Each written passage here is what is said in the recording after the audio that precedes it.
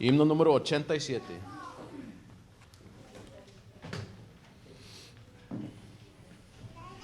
Cantar alegres al Señor, mortales todos por doquier, servirle siempre con fervor, obedecerle con placer, con gratitud canción alzar al Hacedor que se los dio, al Dios excelso venerar, que como Padre nos amó.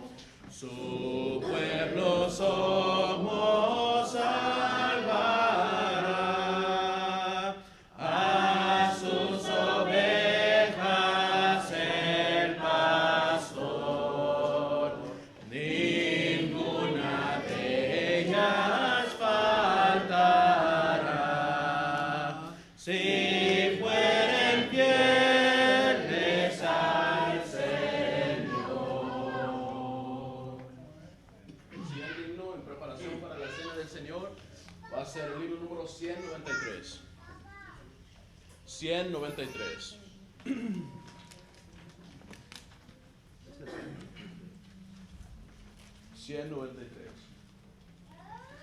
Un día que el cielo sus glorias cantaba, un día que el mal imperaba más cruel, Jesús descendió y al nacer de una virgen nos dio por su vida un ejemplo tan fiel.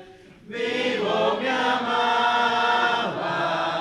muerto salvóme, y en el sepulcro mi mal enterró.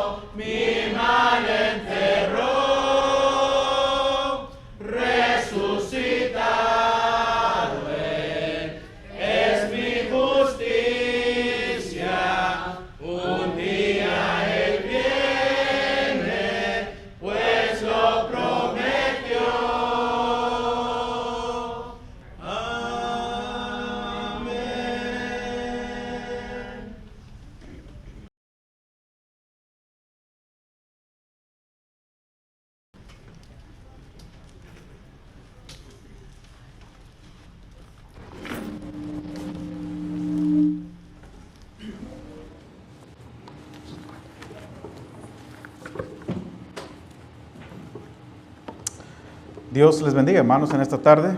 Es un verdadero privilegio, ¿verdad?, para nosotros como el pueblo de Dios, venir en este primer día de la semana para alabar y glorificar el nombre de nuestro Dios.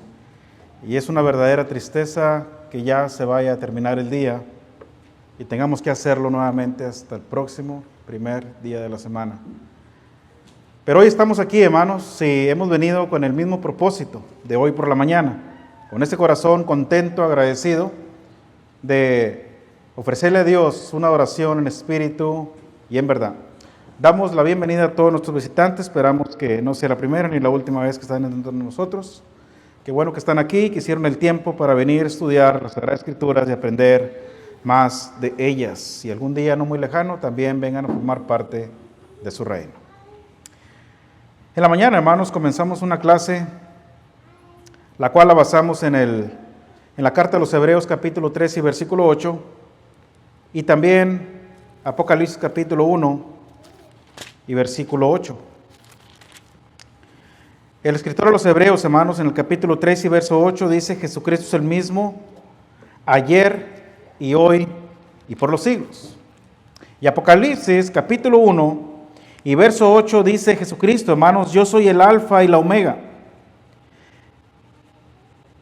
principio y fin, dice el Señor, el que es y que era y que ha de venir, el Todopoderoso. Y estos pasajes, hermanos, muestran claramente la inmutabilidad del Señor, lo incambiable que es Cristo.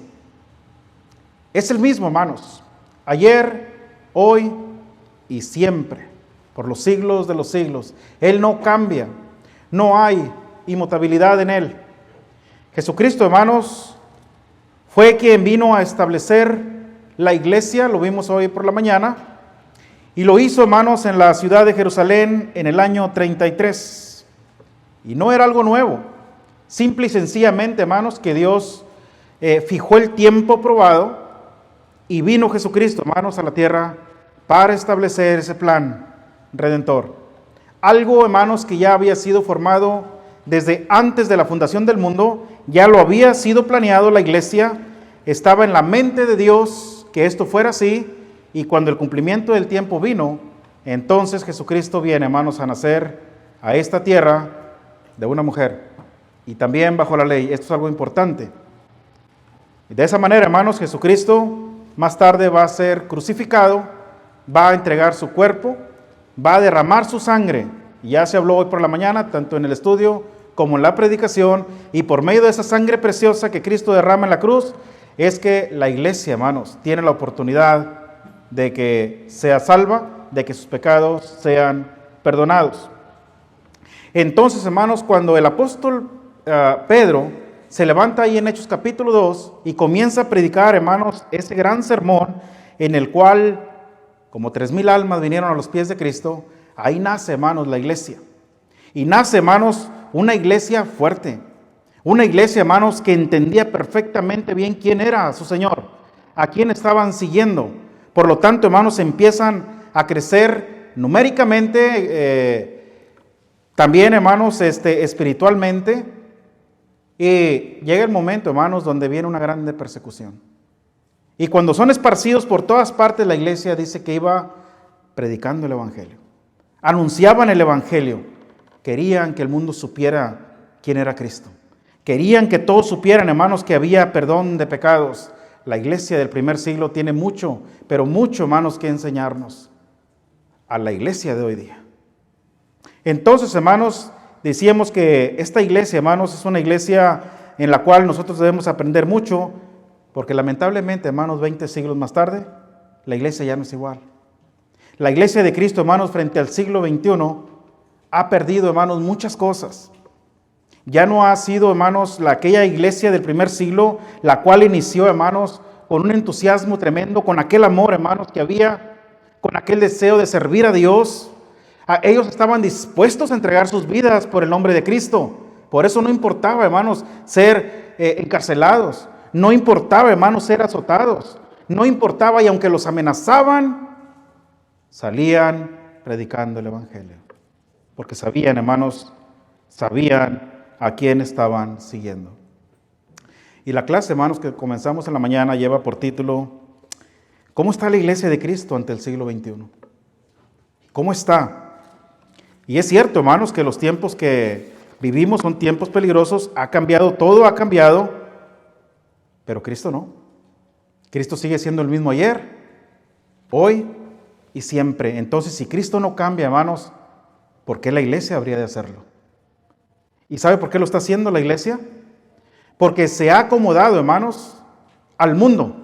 Se ha actualizado, hermanos, a lo nuevo, a los cambios que ha habido, hermanos. La iglesia se ha adoptado a ellos. Y ahí está el problema. La iglesia del primer siglo, hermanos, tenía una identidad. Se identificaban como cristianos. Y no porque lo decían, sino porque lo mostraban. Lo reflejaban a través de sus vidas. Y esa es la identidad, hermanos, que usted y yo nunca debemos perder. La iglesia, hermanos, de Cristo ante el siglo XXI debe mantener su identidad. Y ese fue el punto, hermanos, que comenzamos. Debe mantener su identidad, aunque haya cambios, porque este mundo, hermanos, seguirá cambiando. Y no va a cambiar para bien, va a cambiar para peor. Vendrán cosas peores. Se mirarán, hermanos, cosas que nunca se habían visto. La iglesia, hermanos, no debe poner su mirada ahí. Debe tener su mirada puesta en Cristo y para que guarde su identidad. Tenemos una grande responsabilidad, usted y yo, hermanos, de mantener nuestra identidad en cualquiera que sea nuestra situación. Y no importa, hermanos, pueden pasar 2000 o 3000 años más y pueden cambiar muchas cosas más. La iglesia seguirá siendo la iglesia. Y Cristo igual. Dice Apocalipsis, hermanos, que Él es el alfa y el omega, el principio y el fin, el que es, el que era y el que ha de venir. Entonces Jesucristo, hermanos, viene por una iglesia gloriosa, una iglesia que no cambia, una iglesia, hermanos, que no se contamina, una iglesia, hermanos, que no se mancha con las cosas de este mundo, una iglesia que guarda su santidad. Vendrá por su cuerpo, que es la iglesia. Tarde que temprano, lo crea o no lo crea, Cristo viene por su iglesia. Esa iglesia, hermanos, la cual somos usted y yo. Y ahorita vamos a ver, hermanos, un poquito más al respecto. Entonces, hermanos, ¿cómo podemos mantener nuestra identidad? Bueno, dijimos que necesitamos estar conectados con Cristo. Y daré un repaso breve, hermanos, para seguir avanzando. Y en Juan capítulo 15, versos del 1 al 5, nos enseña perfectamente cómo el cristiano debe estar conectado con esa vid verdadera para que podamos dar fruto, para que nuestras obras se puedan reflejar en nuestra vida. Ya hablamos un poquito al respecto y no nos vamos a detener ahí. Así que nosotros debemos ser fructíferos y mostrar una vida, hermanos, de obras, trabajar en la obra de Dios, porque esto, hermano, es lo único que el cristiano habrá de presentar delante de su Padre. Apocalipsis dice, descansarán de sus trabajos, pero sus obras con ellos siguen. Esas, hermanos, no se las quita nadie. Entonces también vimos la amenaza para aquel que no da fruto, el Señor Jesucristo, y dice que podemos ser cortados. Y esto, hermanos, esto es lo que no queremos que le suceda a nadie. Número 2, hermanos, aquí nos quedamos.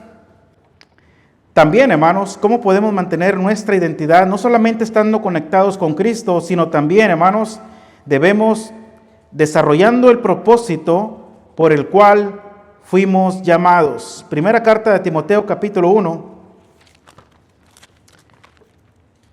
Versos del 8 al 11. Quien lo encuentre lo puede dar lectura. Primera Timoteo capítulo 1, versos del 8 al 11. Pero sabemos que la ley es buena, si uno la usa legítimamente. Conociendo esto, que la ley no fue dada por el justo, sino para los transgresores y desobedientes, para los impíos y pecadores, para los irreverentes y profanos, para los parricidas y homicidas, para los suicidas, para los fornicarios, para los sodomitas, para los secuestradores, para los mentirosos y perjuros, y para cuantos se opongan a la sana doctrina. Hermano, es la segunda carta. Pues sí, perdón. Anoche yo creo que ya estaba dormido y miraba uno y es la segunda carta. Segunda carta de Timoteo capítulo 1, versos del 8 al 11. Ahora sí.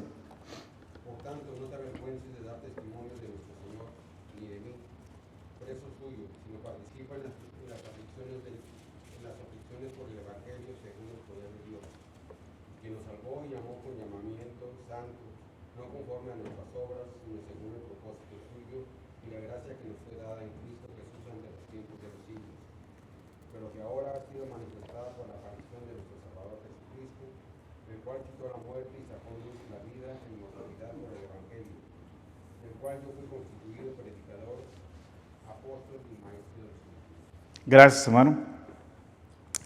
Dice el verso 6, por lo cual te aconsejo que avives el fuego del don de Dios que está en ti, por la imposición de mis manos, porque no nos ha dado Dios espíritu de cobardía, sino de poder, de amor y de dominio propio. Por tanto, no te avergüences de dar testimonio de nuestro Señor, ni de mí, preso suyo, sino participa de las aflicciones por el Evangelio, según el poder de Dios. Hermanos, hemos sido llamados a una vida, hermanos, de servicio a Dios. Y el servicio a Dios, hermanos, fluye de un corazón agradecido a Dios por habernos salvado, por habernos, hermanos, perdonado nuestros pecados. Cristo nos muestra, hermanos, una vida ejemplar en cuanto a ello, en cuanto al servicio a Dios. Ahí en Mateo capítulo 20 y verso 28, ¿qué dice? Evangelio según Mateo capítulo 20 y verso 28.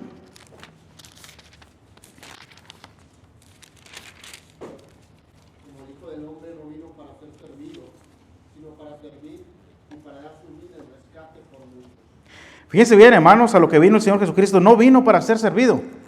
Ese no era el propósito, se lo merecía, sí. Es el Hijo de Dios. Es nuestro Creador. Es quien entregó su vida por usted y por mí. Claro, Señor, que necesita ser servido, pero no vino a eso, sino vino a servir. Esta es la vida, hermanos, que Cristo nos muestra.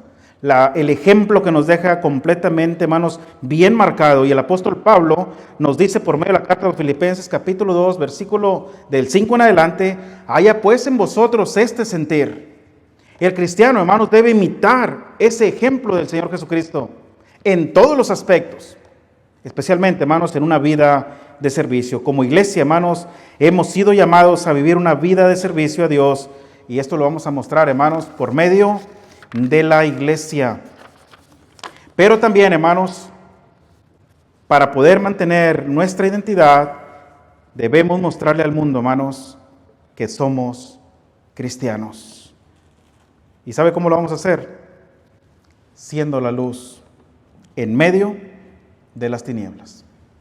Nosotros, hermanos, somos la luz en medio de las tinieblas. Por eso el Señor, hermanos, cuando está dando las bienaventuranzas, ahí en Mateo capítulo 5, versículo 14 al 16, les dice: vosotros sois la luz del mundo. Ustedes son. Y tienen que ser ejemplo de ello, porque una luz no se enciende y se pone debajo. Se pone arriba para que alumbre a todos los que están en casa. Así alumbre vuestra luz delante de los hombres, para que vean vuestras buenas obras y glorifiquen a Dios que está en los cielos. ¿Estamos reflejando, hermanos, la luz de Cristo? La iglesia del primer siglo lo hacía. Y es importante, hermanos, que la iglesia ante el siglo XXI siga reflejando esa misma luz, con esa misma intensidad. Que no se apague. Esto es algo, hermanos, sumamente importante. Que usted y yo, hermanos, reflejemos la luz de Cristo, porque somos cristianos, seguidores de Cristo, hermanos, y Cristo mora en nosotros. A menos que no more en nosotros. Es importante, hermanos, analizar cada uno de nosotros cómo está nuestra vida delante de Dios. Y si Cristo mora en nosotros, entonces tenemos esa luz. Y así debe alumbrar esa luz, hermanos, a todos los hombres. Cristo, hermanos, Cristo es la luz del mundo. En Juan capítulo 1, Evangelio de Juan capítulo 1, versículo del 4 al 12, en él estaba la vida y la vida era la luz de los hombres. Y aquí está hablando, hermano, especialmente de nuestro Señor Jesucristo. La luz en las tinieblas resplandece y las tinieblas no prevalecieron contra ella. Hubo un hombre enviado de Dios, el cual se llamaba Juan. Este vino por testimonio para que diese testimonio de la luz, a fin de que todos creyesen por él. No era él la luz, sino para que diese testimonio de la luz. Aquella luz verdadera que alumbra a todo hombre venía a este mundo. En el mundo estaba y el mundo por él fue hecho, pero el mundo no le conoció. A lo suyo vino y los suyos no le recibieron. Mas a todos los que le recibieron, a los que creen en su nombre, les dio potestad de ser hechos hijos de Dios. Jesucristo, hermanos, es la luz de los hombres. Es la luz del mundo, hermanos. Por eso usted y yo, al ser cristianos, al ser parte de su reino, somos luz también. Y debemos resplandecer como luminares en medio, hermanos, de este mundo lleno de maldad, lleno de pecado, lleno de oscuridad. La luz de Cristo, hermanos, debe resplandecer en medio de todas estas cosas. Capítulo 3. De ahí mismo de Juan, hermanos. Capítulo 3, verso 19 al 21.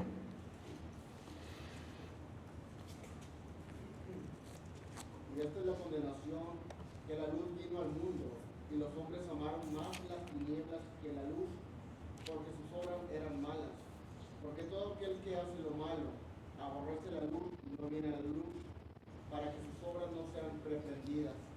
Mas el que practica la verdad viene a la luz, para que sea manifiesto que sus obras son hechas en Dios. Gracias, hermano. Gracias. Y esta es la condenación, que la luz vino al mundo y los hombres amaron más las tinieblas que la luz. Por eso, hermanos, por eso, a pesar de que Cristo mostró una vida de integridad, una vida de amor, una vida de poder, resucitando muertos, haciendo andar paralíticos, dándole la vista a los ciegos, prefirieron a un homicida.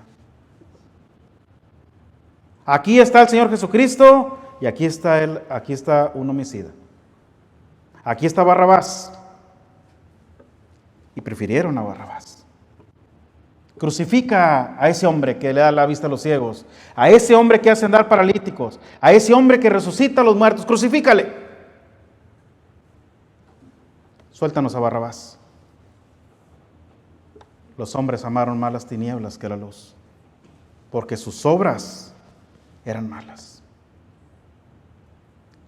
Hermanos, la iglesia debe mostrar luz, debe resplandecer, hermanos, con su ejemplo, con su estilo de vida, por medio, hermanos, de la conducta que tenemos ante el mundo, hermanos, nuestra manera de hablar. Todo eso, hermanos, dice quiénes somos realmente. Yo puedo decir que soy cristiano y que soy un cristiano fiel. Mis hechos van a decir más que 1000 palabras. No son nuestras palabras, hermanos. Son nuestros hechos los que van a hablar por nosotros. Por lo que practicamos, por lo que hablamos, por la manera en cómo vestimos. Es Cristo, hermanos, quien se refleja en la vida de cada cristiano, resplandeciendo como luminares en este mundo. La iglesia, hermanos, ante el siglo XXI, debe mantener su identidad, estando conectado con Cristo, obedeciendo al plan eterno de redención y llevando a cabo el propósito eterno de Dios, mostrándole al mundo quiénes somos. Hermano. De primero Génesis 1:3, ¿verdad? Dijo que sea luz y fue luz. Fue lo primero que hizo Dios, la luz, como que Jesucristo representa la luz. Número 2, hermanos, para avanzar un poquito. Voy un poquito rápido, pero quiero avanzar. Número 2, la iglesia de Cristo, hermanos, ante el siglo XXI, no solamente debe mantener su identidad, esa nunca la debemos de perder, sino que también, hermanos, debe mantener su espiritualidad. Y es triste, hermanos, y muy lamentable ver que la iglesia ante el siglo XXI ha perdido su espiritualidad. Es más, posiblemente nunca supimos lo que es eso. O no hemos logrado entender, hermanos, la magnitud de las palabras al decir que somos gentes espirituales. Porque nos sentimos carnales. Estamos en la carne, estamos en este mundo, en este plano terrenal y caminamos, hermanos. Pero no militamos según la carne. Y por fe andamos, no por vista. Porque es un asunto espiritual, hermanos, y la iglesia lo ha perdido. Lamentablemente, hermanos, ha perdido su espiritualidad. ya no vive, hermanos, una vida espiritual, vive una vida carnal. Lo hemos visto, hermanos, muchas veces. ¿Y sabe quién los delata? El Facebook.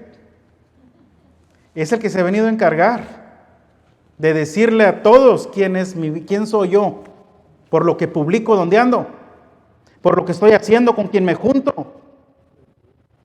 Ha venido a decir realmente quiénes somos. Y yo me doy cuenta, hermanos, por medio de eso. Y estoy hablando de cristianos, no estoy hablando del mundo. Que la iglesia no es espiritual. Y no quiero hablar en términos generales, pero algunos cristianos, sí. Porque la iglesia, hermanos, la iglesia es santa. La iglesia es santa. Pero algunos, hermanos, por su estilo de vida, la manchan, la contaminan, la dejan en mal, vituperan, pisotean la sangre de Cristo. Y le muestran al mundo lo que son, pensando que hacen no sé qué pensarán, no sé qué querrán hacer con eso, pero a mí me da mucha tristeza, hermanos, y mucha lástima ver que el sacrificio de Cristo para ellos no valió nada. No valió nada. Siguen viviendo, hermanos, vidas desordenadas, vidas que no van de acuerdo a la voluntad de Dios. La iglesia, hermanos, lejos de ser espiritual y consagrarse cada día más a Dios, se hace más carnal. Y esto es triste, hermanos. Esto es triste. Es algo para meditar, es algo para considerar que estamos haciendo como cristianos. Porque la iglesia ante el siglo XXI, hermanos, todavía en pleno siglo XXI, batalla con eso. Se le hace difícil vivir una vida espiritual. No entiende todavía, hermanos, lo que es eso. Y en Efesios capítulo 2, vaya conmigo a la carta a los Efesios, cómo el apóstol Pablo, hermanos, fíjense cómo lo explica ahí.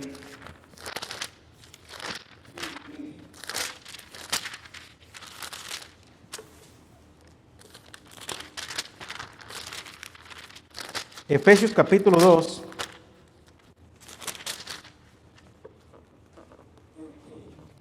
Y Él os dio vida a vosotros cuando estabais muertos. Mire la condición en la que nos encontrábamos antes. Y todo esto, hermanos, es espiritual. Es espiritual, hermanos. Y Él os dio vida a vosotros cuando estabais muertos en vuestros delitos y pecados, en los cuales anduvisteis en otro tiempo. Y aunque vivían en el mismo tiempo, ya no es igual. Vivían en otro tiempo, siguiendo la corriente de este mundo, conforme al príncipe de la potestad del aire, el espíritu que ahora opera en los hijos de desobediencia, entre los cuales también todos nosotros, y ahí se considera también el apóstol Pablo, vivimos en otro tiempo en los deseos de la carne, haciendo la voluntad de la carne. Por eso les digo, hermanos, la iglesia hace la voluntad de la carne. Bueno, algunos hermanos le dan gusto a la carne. Esto no debe ser así dentro de la iglesia. Un cristiano fiel, hermanos, que realmente ha sido transformado, no cabe esto. Y de los pensamientos, y éramos por naturaleza hijos de ira, lo mismo que los demás. Pero Dios, que es rico en misericordia, por su gran amor con que nos amó, aun estando nosotros muertos en pecados, nos dio vida juntamente con Cristo. Por gracia sois salvos. Y juntamente con Él nos resucitó. Pongan atención a las palabras. Nos resucitó y asimismo nos hizo sentar en los lugares celestiales con Cristo. Somos gente resucitada, hermanos. Y ahorita, hermanos, aquí estamos sentados en un lugar celestial.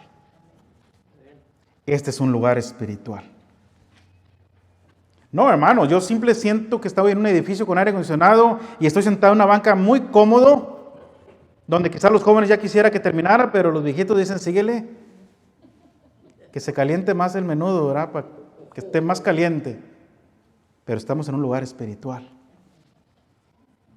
Y tenemos que verlo así, hermanos. La deidad está presente. Cristo se está dando cuenta del tipo de adoración que estamos ofreciéndole. En Apocalipsis dijo, yo tengo las 7 diestras en mi mano y yo conozco las obras de cada uno. Y yo me paseo en los 7 candeleros de oro y yo conozco la vida de cada cristiano. Y yo sé quién está haciendo las cosas bien y quién está haciendo las cosas mal. Y dile a aquel que se arrepienta, porque si no, voy a traer contra él esto y esto y esto. Hermano, yo creí que nomás estábamos reunidos como iglesia y estudiábamos la Biblia. Hermano, Cristo conoce tu vida. Sabe cuánto te estás esforzando para ser espiritual cada día. Él sabe qué tanto te estás esforzando en consagrar tu vida a Dios. Él sabe en dónde tienes puesta tu mirada. Él sabe cuál es tu prioridad en este mundo. Y juntamente con Él nos resucitó y nos hizo sentar en los lugares celestiales. Esto es un lugar celestial. Es un pedacito del cielo, hermanos. Y es un asunto espiritual. La iglesia debe valorar eso, hermanos. Debe valorarlo. Hermano Víctor. Y después, hermano Mingo.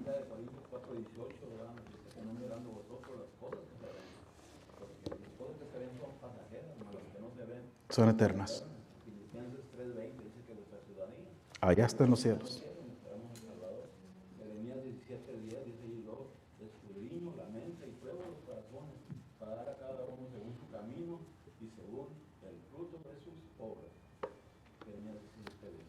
Gracias, hermano. Hermano amigo. En Juan 4:24 ahí nos dice que venimos a eso, a adorar a Dios en espíritu y en verdad. Sí, hermano. La iglesia, hermanos, es un lugar celestial donde se junta para adorar a Dios. Y lo hace, hermanos, en un sentido espiritual. Por eso dicen espíritu y en verdad. ¿Cuántos hermanos en este día se reunieron para adorar a Dios? No para adorar a Satanás, para adorar a Dios. ¿Y cuántos millones de personas en este mundo, hermanos, pensaron que ofrecieron a Dios una adoración y que fue recibida como lo grato delante de su presencia? ¿Y saben? No lo fue. Perdieron su tiempo. No lo fue. Porque Dios no recibe cualquier adoración, ni de cualquier adorador tampoco. Y ahorita lo vamos a mirar eso, hermanos. Déjenme avanzar un poquito más. La iglesia, hermanos, debe mantener su espiritualidad para poder entender, hermanos, perfectamente el plan de Dios. Por eso, hermanos, es de vital importancia que nosotros como hijos de Dios logremos, hermanos, alcanzar la madurez espiritual para poder entender todos los designios de Dios. Porque el hombre natural no percibe estas cosas. El hombre carnal no entiende estas cosas. Primera a los Corintios capítulo 2. A ver si no es segunda. Primero a los Corintios capítulo 2.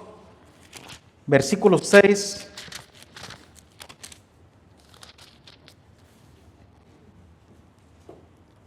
Al versículo 15. Sin embargo, hablamos sabiduría entre los que han alcanzado madurez, y sabiduría no de este siglo, ni de los príncipes de este siglo que perecen, mas hablamos sabiduría de Dios, en misterio, la sabiduría oculta, la cual Dios predestinó antes de los siglos para nuestra gloria, al que ninguno de los príncipes de este siglo conoció, porque si la hubieran conocido, nunca hubieran crucificado al Señor de gloria. Antes bien, como está escrito, cosas que ojo no vio, ni oído yo, ni han subido en corazón de hombre, son las que Dios ha preparado para los que le aman. Pero Dios no las reveló a nosotros. Por el Espíritu, porque el Espíritu todo lo escudriña aún lo profundo de Dios. Porque ¿quién de los hombres sabe las cosas del hombre, sino el Espíritu del hombre que está en él? Así tampoco nadie conoció las cosas de Dios, sino el Espíritu de Dios. Y nosotros no hemos recibido el Espíritu del mundo, sino el Espíritu de ¿quién? Que proviene de Dios, para que sepamos lo que Dios nos ha concedido, lo cual también hablamos, no con palabras enseñadas por sabiduría humana, esas no cuentan, hermanos, sino con las que enseña el Espíritu, acomodando lo espiritual a lo espiritual. Pero el hombre natural no percibe las cosas que son del Espíritu de Dios, porque para él son locura. Es más, y ni las puede entender, porque se han de discernir espiritualmente. Ahí está la diferencia. Ahí está la diferencia. El hombre natural no percibe estas cosas. No tiene ni idea de lo que estamos hablando. Porque se tienen que discernir, hermano, en un sentido espiritual. Y otras veces les he dicho, hermanos, yo debo de ver a Cristo en su persona. Por eso, hermano, los celos, los pleitos, las contiendas, el rencor, el odio, no caben dentro de la iglesia. El amor sí. Porque yo no puedo amar al hermano Jaime y aborrecer al hermano Mingo. O a viceversa. Porque es Cristo mismo. Y yo lo debo de amar, hermanos, como a todos por igual. Es más, ni siquiera debo hacer acepción de personas. ¿Qué? Porque aquel para mí es más importante que este otro. No. Todos tenemos un valor delante de Dios. Todos valemos igual. Todos tenemos una estatura. Nadie es más grande ni nadie es más chico. Todos, hermanos, todos somos igual delante de Dios. Y la iglesia, hermanos, al ser una iglesia espiritual y cuerpo de Cristo, debemos estar unidos perfectamente y amarnos, pero con un corazón puro y limpio. Porque estamos hablando de un asunto espiritual. Cuando usted mira la iglesia que tiene pleitos, celos, contiendas, y que nomás le saluda a 3 hermanos y a otros 3 no tiene ni idea de lo que está haciendo. Le falta el respeto a Dios. Y cree que está bien. Y viene y se sienta y adora y hace una adoración, cree él o ella que es en espíritu y en verdad, y Dios no acepta una adoración así. Por eso dice, si tienes algo contra tu hermano, deja ahí tu ofrenda y ve y ponte a cuentas primero con él. Y luego ven y ofrécela, para que sea aceptable. Es más, antes de ponernos en las manos de Dios, si tenemos algo contra una hermana, hermanos, tenemos que arreglarlo primero, para poder que nuestra oración no tenga estorbo. Y me gusta lo que el hermano Sauceda dice en su oración. Yo no sé si usted le haya puesto atención, pero comienza pidiéndole perdón a Dios para que su oración no sea estorbada. Porque estamos hablando de asuntos espirituales, hermanos. Estamos hablando con el dueño del universo, el creador de nuestras vidas, el todopoderoso, hermanos, el que es, el que era y el que ha de venir. ¿Y cómo nos vamos a presentar delante de él? ¿Viviendo una vida como a mí me plazca? ¿Porque el mundo cambió? ¿Porque tú te quedaste en la antigüita y yo estoy bien actualizado? ¿Actualizado de qué? Es que Dios cambió, hermano. ¿Así? ¿Que la Escritura dice que no?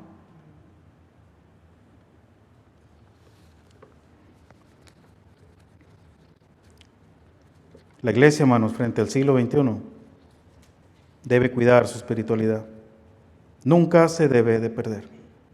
Y lejos de ser carnales, hermanos, debemos dejar eso a un lado y ser espirituales. Por eso Pablo, hermanos, cuando escribe la carta ahí a los Corintios, en el capítulo 3 de su primera carta, mire cómo comienza diciendo, de manera que yo, hermanos, no pude hablarles como espirituales, sino como a carnales, como a niños en Cristo.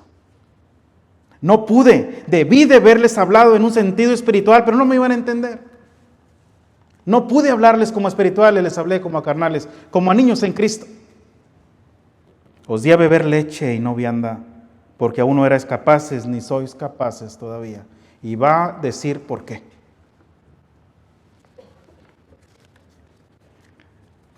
La iglesia en Corinto tenía muchos problemas, hermanos, por la falta de espiritualidad. Actuaban conforme a la carne y no, hermanos, conforme al Espíritu. ¿Tenían sus preferidos? Yo soy de hermano Jaime, yo soy de Juan, yo soy de hermano Noé, yo soy de Epi, yo soy de hermano Alejandro. Y algún inteligente por ahí decía, yo soy de Cristo. Qué desorden, qué tristeza, qué carnalidad.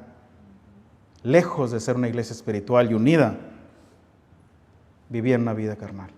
Hermano Víctor. En la primera de Juan 4:20, donde dice que el que dice que ama a Dios y aborrece a su hermano, tal es mentiroso. Dice, porque ¿cómo puede decir que ama a Dios y aborrece a su hermano que lo ve? O sea, ¿Y a Dios a quien no ha visto? que no ve, Pues sí, es simple. Eso es simple. Hermanos, ya me quedan nada más 5 minutos. Voy a brincarme un punto. Y la iglesia, hermanos, la iglesia nunca debe perder su espiritualidad. Porque de esa manera, hermanos, podremos adorar en espíritu y en verdad. Vaya conmigo a Juan capítulo 24. Evangelio de Juan capítulo 24. Y aquí, hermanos, es Cristo quien está hablando. Juan capítulo 4, verso 21 al 24.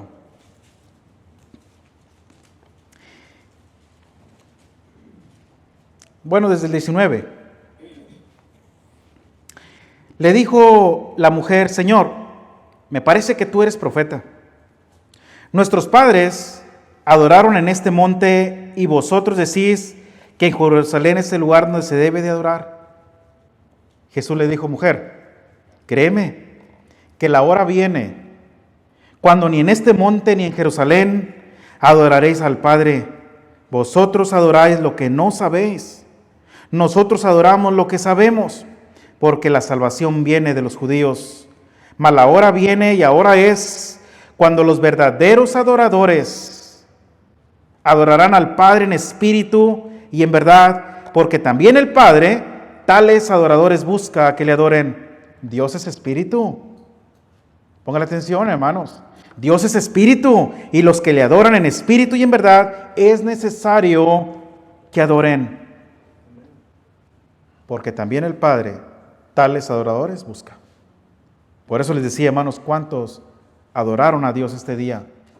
De 1000 maneras, o más bien a su manera de ellos. Con instrumentos, se tiraron en el suelo, se fueron rodando de aquí hasta allá y se regresaron pensando que Dios se agradó de ello. Dios es espíritu, hermanos. Él no es carnal. Lo que usted siente en la carne, fíjense bien, es que, hermano, cuando hay instrumentos se siente el gozo, el espíritu. ¿Cuál espíritu? ¿Cuál? Y dicen que el espíritu le entró y que... ¿Son mentiras esas? Así no le agrada al Señor. Y pensamos que como estamos en la carne y sentimos, Dios siente lo mismo. Hermanos, Dios es espíritu. Aquí está bien clarito. Y los que le adoran tienen que ser de esa misma manera. Por eso la iglesia nunca debe perder, hermanos, su espiritualidad en la forma de adorar. Hermano Mingo. Ahí en 1 Pedro 3:12 nos dice que los ojos del Señor están sobre los justos y sus oídos atentos a sus oraciones, pero el rostro de Él está contra todo que es malo. ¿Qué hace lo malo? Israel pensaba, hermano Juan. Sí, hermano, ahí está la contestación de lo que tú acabas de decir, que muchas denominaciones dicen que es que adoramos al mismo Dios. Mentira, están realmente completamente equivocados. Porque si adoráramos, si ellos adoraron al mismo Dios que nosotros adoramos en espíritu y en verdad, hicieran lo que la palabra de Dios les mandaría. Por eso Cristo en Mateo 7:21 dijo: no todo el que me dice Señor, Señor. No todo. Y no nomás eso, mire, vaya conmigo a Mateo capítulo 7. Mateo 7:21. Ya vamos a terminar, hermanos. Siempre que se calienta más el menudo. No todo el que me dice Señor, Señor, entrará en el reino de los cielos, sino el que hace la voluntad de mi Padre que está en los cielos, porque muchos me dirán en aquel día, una profecía, hermanos, que no se ha cumplido. Y yo he debatido mucho este punto con los sectarios. Ten cuidado, porque aquí hay una profecía que alguien la va a cumplir. Y Cristo la está diciendo. Muchos me dirán en aquel día: Señor, Señor, ¿no profetizamos en tu nombre y en tu nombre echamos fuera demonios? Fíjense bien, y en tu nombre hicimos muchos milagros. Miren lo que le van a decir al Señor, hermanos. Entonces les declararé: nunca os conocí. Apartaos de mí, hacedores de maldad. Hicieron lo malo. Pensaban que hacían lo bueno porque era en el nombre de Cristo. Y sacaban demonios y hacían milagros. Y dicen, hermanos, que yo lo vi. Venía en silla de ruedas, se fue caminando el hombre. Hacedores de maldad. Muchos me dirán en aquel día: Señor, pues, entonces, ¿cómo se levantó? Y esto es para considerar también. Entonces, ¿cómo se levantó? Si no fue en tu nombre, entonces ¿en nombre de quién fue? ¿Quién va a cumplir esa profecía? Ojalá que nosotros no, ¿verdad? Cuidado, hermanos. Cuidado. No es carnal, es espiritual. Cristo siempre vio en el asunto espiritual. Por eso cuando le traen al paralítico, él sí tenía el poder. Por eso dijo, soy el Todopoderoso, de hacerlo levantar. Pero le vio una enfermedad interna, espiritual. Venía más grave de lo que pensaba. Estaba muerto espiritualmente. Y cuando Cristo le dice, tus pecados te son perdonados, no tienen ni idea de la sanación del alma que le dio. Y para ellos no valió. No venía eso. Venía que lo hicieras caminar. Querían ver con la carne, con los ojos, que se fuera caminando. Dijo, bueno, para que sepan que el Hijo del Hombre, no solo tiene poder para perdonar pecados, le dice al paralítico, levanta, toma tu lecho y vete a tu casa. Y el hombre se levantó y se fue. No necesitó de terapias para comenzar a estirar los pies. Se levantó y se fue. Porque lo estaba diciendo el Todopoderoso, Dios mismo. Hermano Víctor. En 2 Corintios 10:5, nosotros debemos de comprender, ¿verdad? Ante aquellos, ¿verdad? que derribando todo argumento, toda altivez que se levanta en contra del conocimiento de Dios, llevando cautivo todo pensamiento a la obediencia de Cristo. Uno, ¿verdad? Cuando debe uno de comprender, ¿verdad? Porque están en contra de la palabra, de hacerles ver todo argumento que ellos tienen, toda actividad, ¿verdad? En contra del conocimiento de Dios. No, y la ira de Dios viene sobre los hijos de desobediencia, contra aquellos que detienen con injusticia la verdad. La ira de Dios viene, hermanos, y va a ser derramada, y no le van a querer ver en aquel día, pero es necesario que todo ojo le vea, porque todo ojo le verá. Entonces, hermanos, pensando en ello, si estas cosas van a ser así, ¿por qué no considerar cómo está nuestra vida delante de Dios? Hasta este momento, ¿qué estoy haciendo con mi vida? Si es un asunto espiritual y Cristo viene por su iglesia, y ya la hemos mostrado muchas veces cuál es, quién la estableció, en qué lugar, en qué año, cómo nació y cómo ha prevalecido hasta el día de hoy y prevalecerá. Daniel capítulo 2 y verso 44.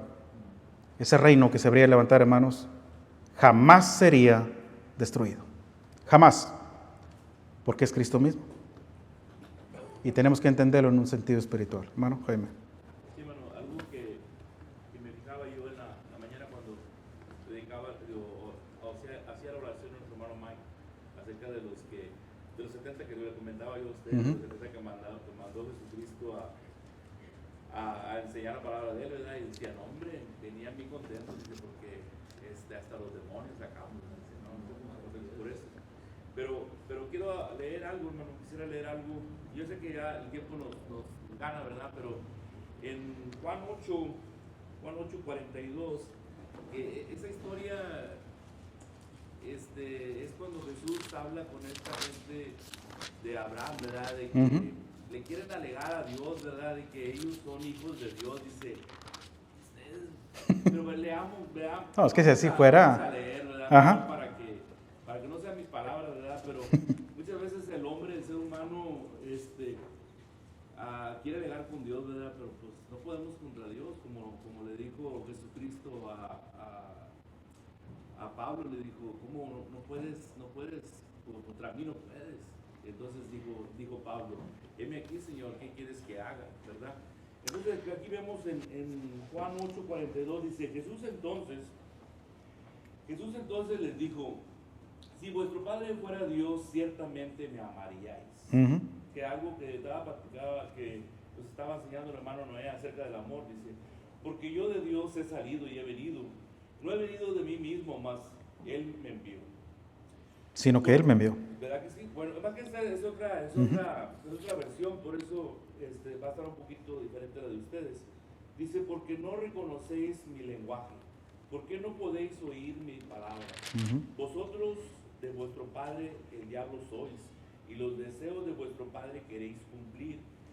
El homicida ha sido desde el principio y no permaneció en la verdad, porque no hay verdad en él.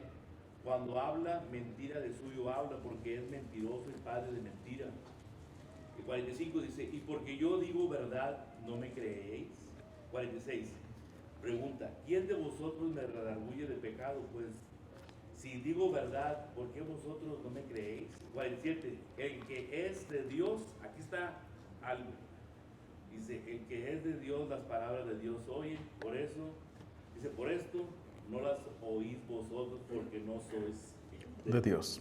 Simple, muy simple. Hermano Juan, y nos vamos. Bueno, no sé si recuerdas, tú y yo hemos platicado de hermanos ya grandes de edad, y hemos platicado de que en aquel entonces aquellos hermanos sentían un celo vivo por Dios, hombres fieles, trabajadores, y hemos tenido muchas prácticas tú y yo. Y hemos recordado lo bonito que era en aquellos tiempos, la hermandad con estos hermanos.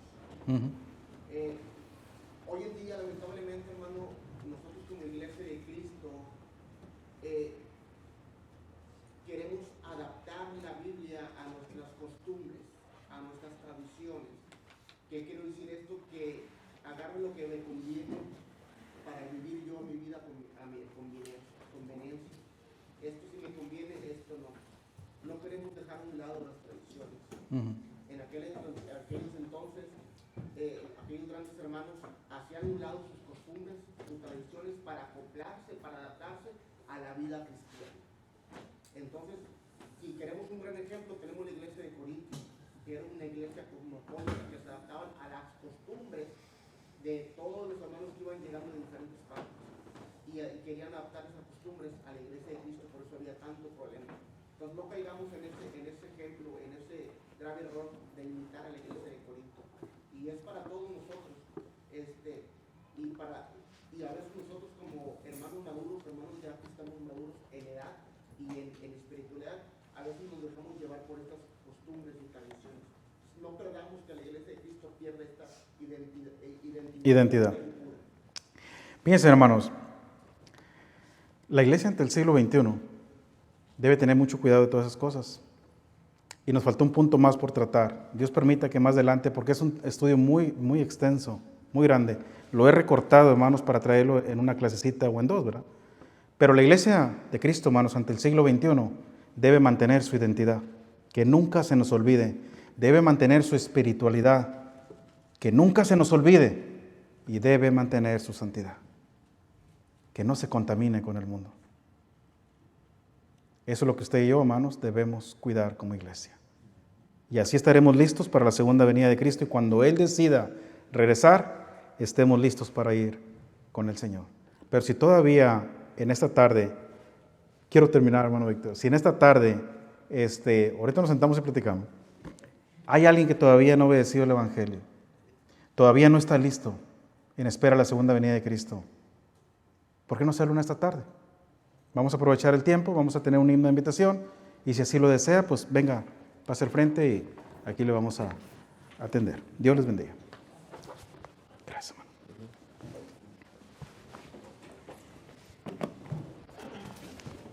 Vamos a cantar el himno número 144.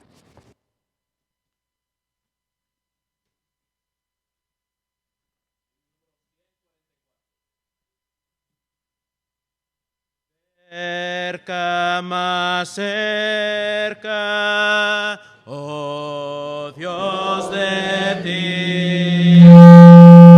Cerca yo quiero mi vida llevar. Cerca, más cerca, oh Dios de cerca tu gracia que